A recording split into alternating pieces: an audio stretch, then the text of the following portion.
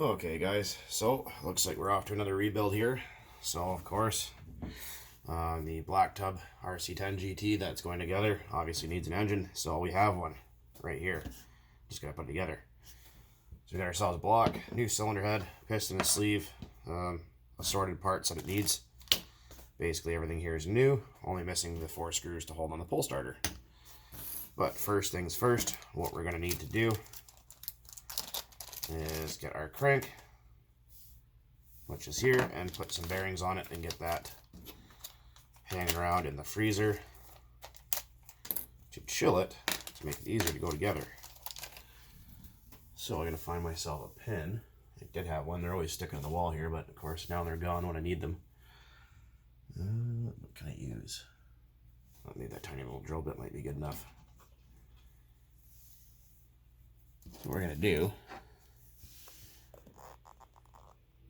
there we go. You can see a little bit better. Is we're going to pop the rear seals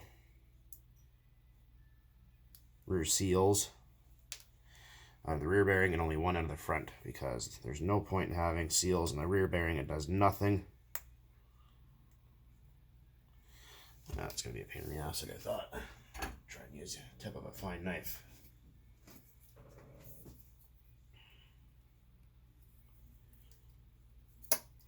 There's one. There is another.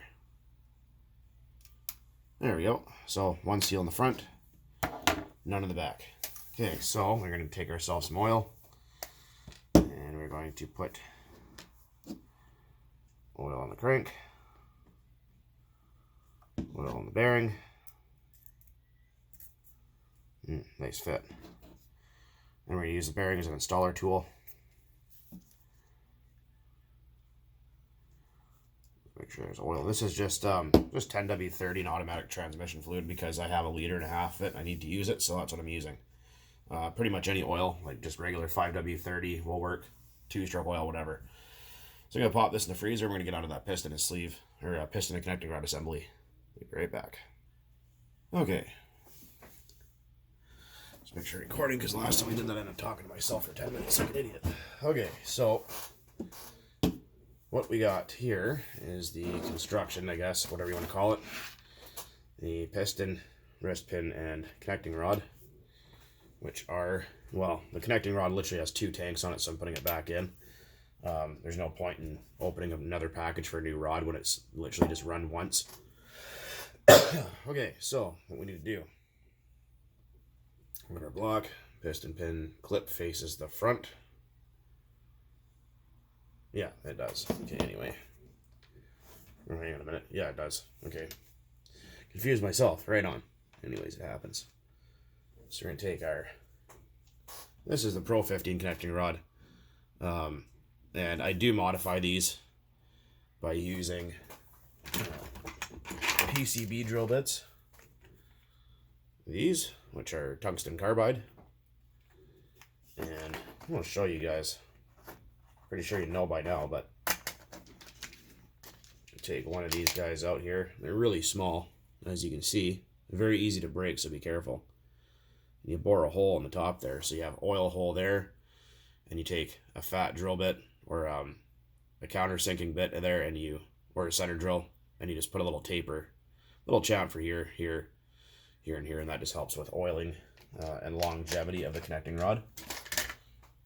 You don't have to, but it's just something I do, and it does make them last longer. We'll put some oil on that pin bore, some in the pin. A lot of people always ask what I use. Like I said, you can use regular engine oil, works just fine. I think that's actually what most people just use from the factory. You guys can see there. Okay, good. Yeah, regular motor oil works absolutely fine. 5 or 10W30. I know that Rick from RB Mods suggested using, what was it, chainsaw bar oil, I believe, and I did try it, and I found it to be just a little too thick for my liking, a little too sticky. Which oftentimes, if you guys know anything about chainsaws, if you put the oil between your fingers, strings. But I keep hearing feedback. Actually, I'll show you before I put that clip in there. I keep hearing feedback about this stuff, fluid film, about after an oil, and I picked myself up a can. Fucking expensive. But I thought I'd just give it a shot for fun because I've never really used it before. Plus, I want to try some experiments with rust. What its intended usage is for. Hang on a sec here. Nope, got the rather wrong way around. Because I do have it marked to go a certain direction. I wasn't paying attention. Good thing you guys pointed that out. But yeah, you definitely want to oil all those moving parts because they are the highest stressed when the engine is first started. And whenever you rebuild an engine, if you can replace the connecting rod, that's the best thing you can do. Especially if you have like a 2.5 or 3.3. Once you get like 3 or 4 gallons on it, buy a new set of bearings, new connecting rod, new wrist pin. Change them out and it'll last you quite a while. And this comes the task of trying to hold this clip so I can get it in. Little tiny thing.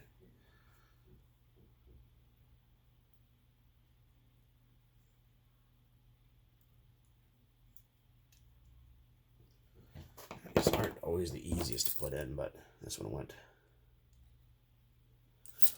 fine. I noticed on eBay I was looking at these clips because I wanted to buy some extras, but holy cow. They wanted like $2 for a bag of 4 clips, and they wanted like $39 shipping, so I messaged the seller and told him that he was a jackass. So what we're doing here is we're just taking a drill bit. Doesn't matter what you use as long as you're not scraping up the piston. There's the pin.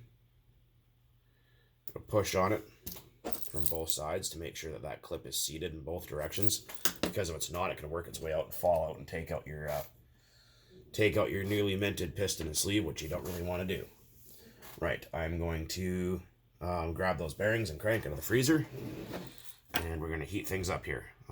People will say, oh, you're going to do it overnight. Well, it's just a little crankshaft. It can only freeze so far, so anyone that tells you need to freeze them overnight is an idiot.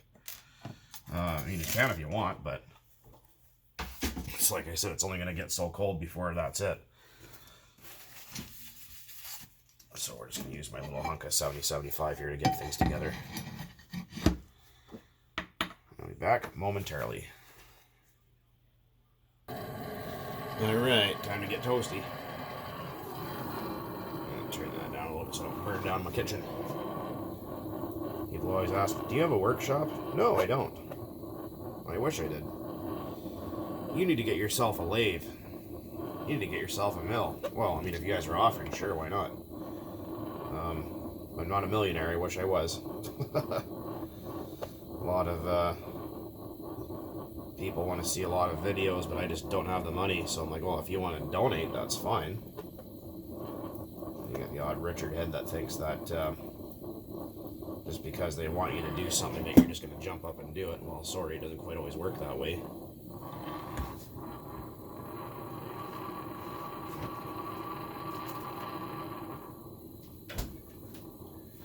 Hey, trying not to burn myself down. That flame is fucking hot. Put that front bearing in. Come on. Rear bearing.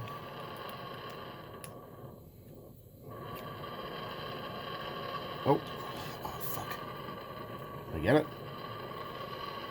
We're good. Oh, maybe not. Nope. Gotta get it a little bit hotter. Waited too long. That's okay. Not a big deal. Just apply a little bit more heat to that back. It'll open up that case.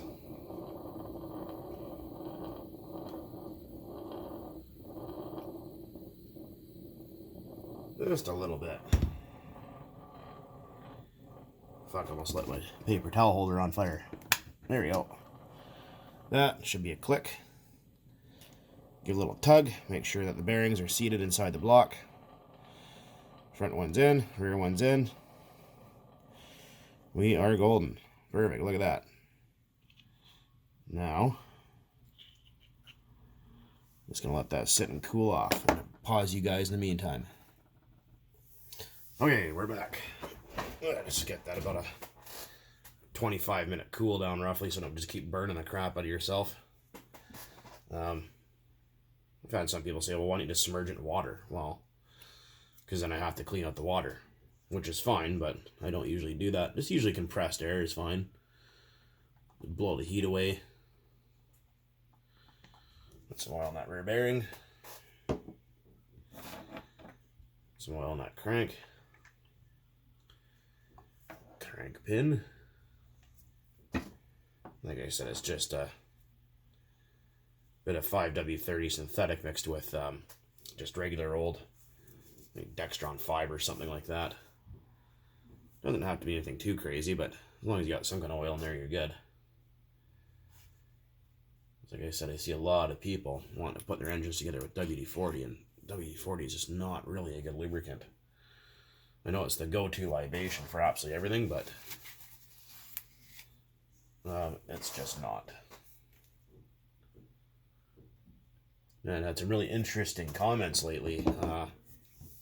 I'm sure you guys have seen that one guy calling me some political things and saying I don't know jack squat about heat engines. Well, sorry to say, dude, if you're watching.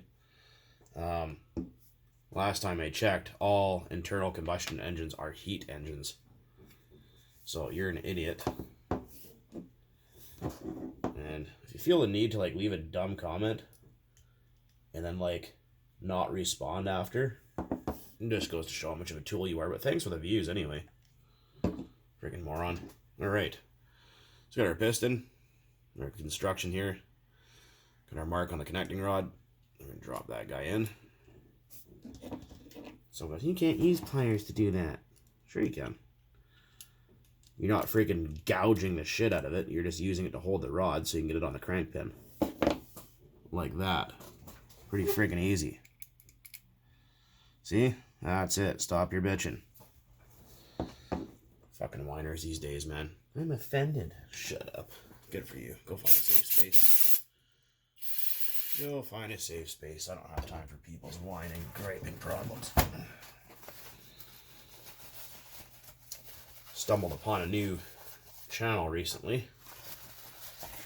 Lord Muck, if you guys are interested in watching him, he's pretty cool.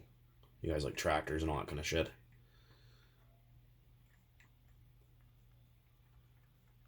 If you guys are also interested in watching RC videos, go and check out, I'm sure you guys know who Nitro Freak is by now.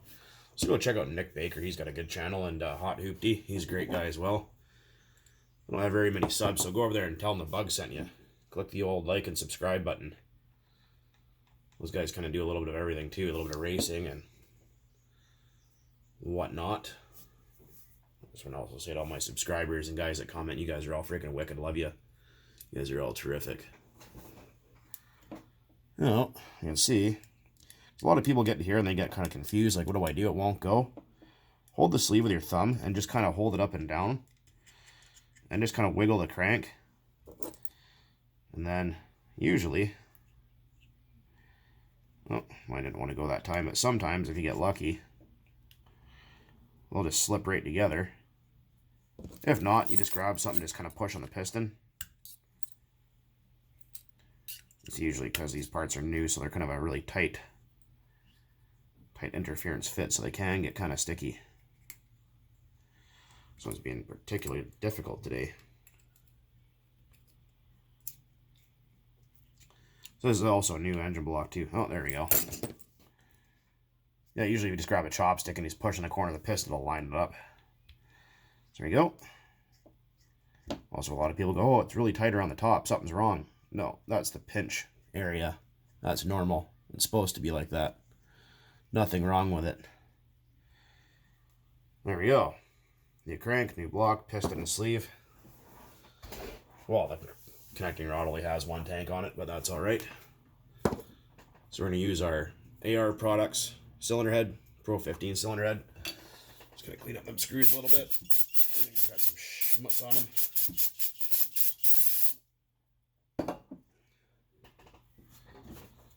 Yeah, because remember, this is steel going to aluminum, so you want to make sure they're clean of any debris. Oh, it's got a little bit of shit on it. What else are you going to do to strip it out? Because that sucks when that happens. Well, looks like we're golden. Okay, perfect.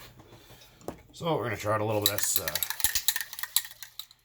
this fluid film here on the screws.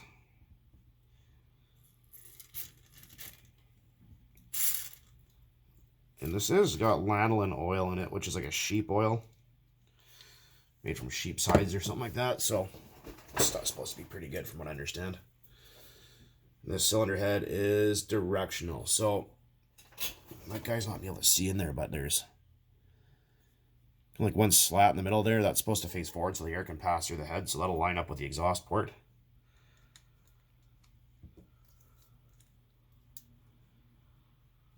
My secretary's going to pause while I run these screws in. Alright, so this cylinder head's kind of a pain in the ass to get it on. It doesn't line up very well. Well, it does, but it's just the screw holes are often all very tight and whatnot, so it takes like 10 minutes to get it lined up, to get it on there proper. So we're just going to crank these screws down.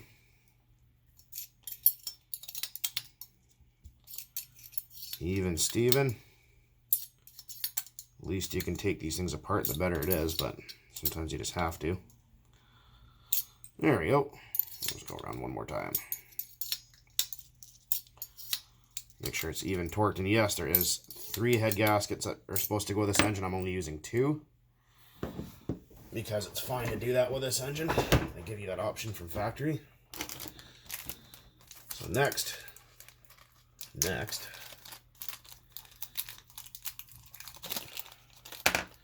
starter shaft. And this is a problem a lot of people don't notice the Pro 15. I don't know why exactly it is they did this, but they did. There's a lot of problems with this engine that can be rectified pretty simple if you know what the hell you're doing, but most people don't want to take that time to do that. Well, that's okay. So when you do have your backplate, there is a thin plastic gasket. Not sure if you guys can see that, but it's there. That are extremely easy to lose. They fall off, you don't notice it, then you can't figure out why your engine doesn't run properly anymore, and that it also has a massive oil leak at the back of the engine. Put a drop of that on there. Yeah, that's a common thing. If you can find the paper gaskets, they're fine too if you wanted to use those. Doesn't really matter too much. But yeah, it's kind of a little goofy, but they work. Okay, it's all nice and smooth. Right, so we put our crank at the bottom. And we're going to take our starter shaft and line up our notch. Exactly the same at the bottom. Make sure we don't lose our gasket because it's trying to take off. Stupid. Okay, there we go. Line up that notch. Stick them together. And a lot of people just start jamming screws in there. Don't do that. Hold the front of the crank and then rotate the starter shaft, and often you'll hear it kind of go click. And that way you know you got it. Because if you don't, you will crush the crankshaft or the connecting rod, which you don't want to do. Then you're kind of screwed yourself. I'm going to pause while I run these in.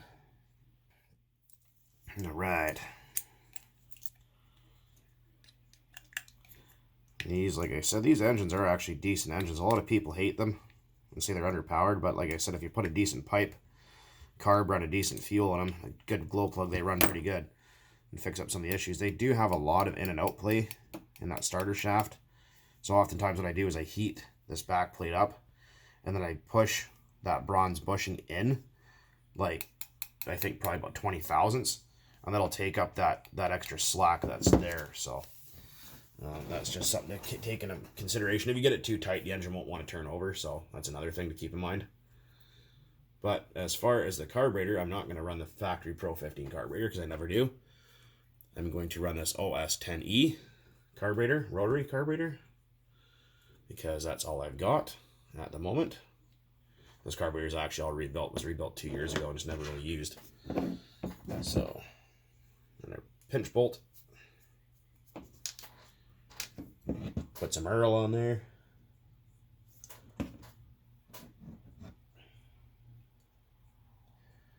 Shit, it almost looks like a Nova Rossi, doesn't it? Like a C12 or K12 or whatever those were back in the good old days.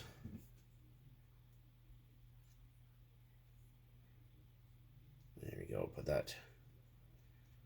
These are Nylock, so you don't want to heat those because you'll burn the nylon out of it. So if you're going to do any kind of heating on the block, you want to try and remove that first. And take, I'm actually just going to clean that off. Yeah, see, clean off this surface, and sometimes you'll have like little bits of scarring, so you can take some 2500 and just give that a couple turns to polish it if it's got any high spots. Don't want to sand it down really, because you will cause it not to fit right. But that's only in emergencies when it's not fitting. Don't go forcing shit either. Because I know people get excited and they freak out and they start trying to force things together, and that's when you have problems. Just like what I'm having right now. Just because it's got a little bit of a nick on it, I'm going to take care of that right now. Got myself a little chunk of 3000. Little W. And there's just a little nick on there, so all I'm going to do is just really pretty much polish that surface.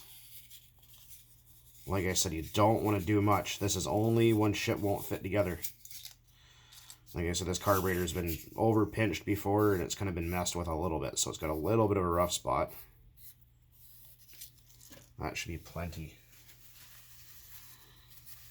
It's just to clean that surface up. I'm going to go and pause and wash this off. Okay. So let's clean the carburetor, put a little bit of oil in there, but like I said, just enough just to lightly buff that surface and clean up that little bit of a high spot. That's all that was.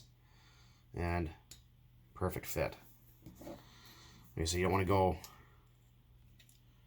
absolutely shit crazy on it and start sanding the dickens out of it, because if you do that, you'll make the carburetor not fit the engine anymore and it'll have an air leak. Also, that O-ring is important there too. Make sure it's not damaged, missing, or leaking. Try and tighten this guy up here a little bit. Obviously not the right tool for the job, but I don't have a socket that small on hand, so I'm just going to get this snug a little bit with the pliers, and that's it. Plus I have to remember to tighten that at a later date before I start it.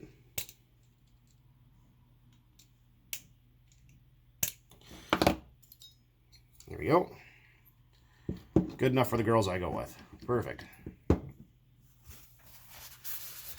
Like I said, I'm just missing the 4 screws that hold the pull starter on. I'm sure you guys know how to put those on and off by now. It's pretty straightforward.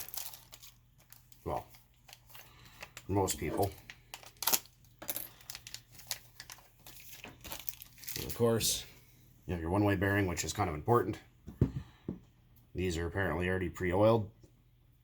Smells like it. Smells like Cosmoline. There you go. And then you can just imagine the pull starter being on there. You got yourself a brand new Pro 15. It's quite attractive, I might add. Let's see, shine some light on that. Ooh, shiny. A lot of people say, oh, is that all you ever run is Pro 15s?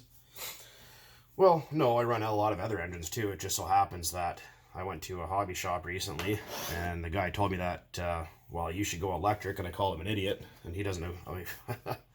And he's like, yeah, you should go electric, man. Why do you want nitro parts? Nitro's gone. It's dead. It's definitely not. Obviously, you've never seen the Bug 404 in action before. So, yeah. Anyways, just goofing around now. But, there she be. Yeah, like I said, I run a lot of other engines too. It just so happens I like Pro 15s and I get the parts for ridiculously cheap, so. And they take a lot of punishment, as you guys have seen. But, speaking of punishment, and ass kickings, hopefully hopefully soon I will have a 3.3. A friend off one of the groups is sending me one, I hope. And I'm going to cut out another connecting rod out of some 70-75. And we are going to build a 3.3 HD rod my way. And we're going to stick it in the T-Max and beat the shit out of it. And see how long it lasts. I was trying to find a lossy 3.4 carburetor for it, but they're all gone or they're just ridiculously expensive, so I haven't bothered. I might even just rob the one off my current 3.4 I already have and run with that. Well, we will see at a later date. Anyways, guys, as always, thanks for watching. And keep on burning nitro out there. Hopefully you found this interesting. Happy Friday. Cheers.